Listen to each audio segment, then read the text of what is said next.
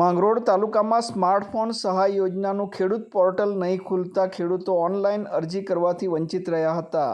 રાજ્ય સરકારના ખેતીવાડી વિભાગ દ્વારા ખેડૂતોને સહાય યોજનાથી સ્માર્ટફોન આપવા માટેની યોજના અમલમાં મૂકવામાં આવી છે અને તેના માટે તારીખ 18મીના રોજ સવારથી ખેડૂત પોર્ટલ ઉપર ઓનલાઈન અરજી કરવા માટે ખેડૂતોને જણાવવામાં આવ્યું હતું, પરંતુ ટેકનિકલ ખામીને કારણે ખેડૂતો અરજી કરી શક્યા ન હતા અને ખેડૂતો વંચિત રહ્યા છે। આ મુદ્દે કેતનભાઈ ભટ્ટ પ્રતિક્રિયા આપી રહ્યા છે। જી, મારું નામ કેતન ભટ્ટ, ખેડૂત સમાજ આગેવાન।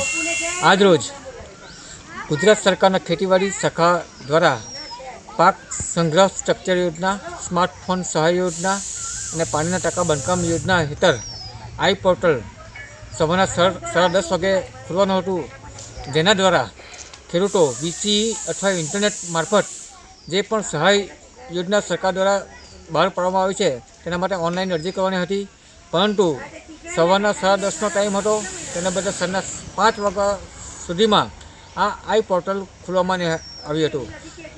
આ પ્રોબ્લેમ આજનો નથી। જ્યારે જ્યારે પણ આ આઈ પોર્ટલની અરજી દાખવામાં આવે છે ત્યારે સર્વર ડાઉન હોવાને કારણે અથવા મિકેનિકલ પ્રોબ્લેમ હોવાના કારણે આ સર્વર વહેલી તકે ચાલતું નથી અને ઓનલાઈન અરજીઓ સમય મર્યાદામાં થતી નથી। ખાસ કરીને ચોમાસાનો સમય છે, ખેડૂતો વાવણીના કામમાં જોડાયેલા છે, તેવા સમયે પૂરો દિવસ આ આઈ પોર્ટલ અરજી કરવા માટે ખેડૂતોએ ગુમાવવો પડે એ દુઃખની બાબત છે। સરકારશ્રીને કહેવું પડે કે આ વસ્તુ જ્યારે તમે તમારી સહાયની યોજના જાહેર કરો છો એ યોજના સારી છે, પરંતુ જો ટેકનિકલ પ્રોબ્લેમ આવતા હોય અને સર્વર જો ડાઉન નતા હોય તો આ યોજનાનો કોઈ લાભ નથી। ખેડૂતોનો મોંઘો ટાઈમ આ ચોમાસાની સિઝનમાં એ બરબાદ થાય છે।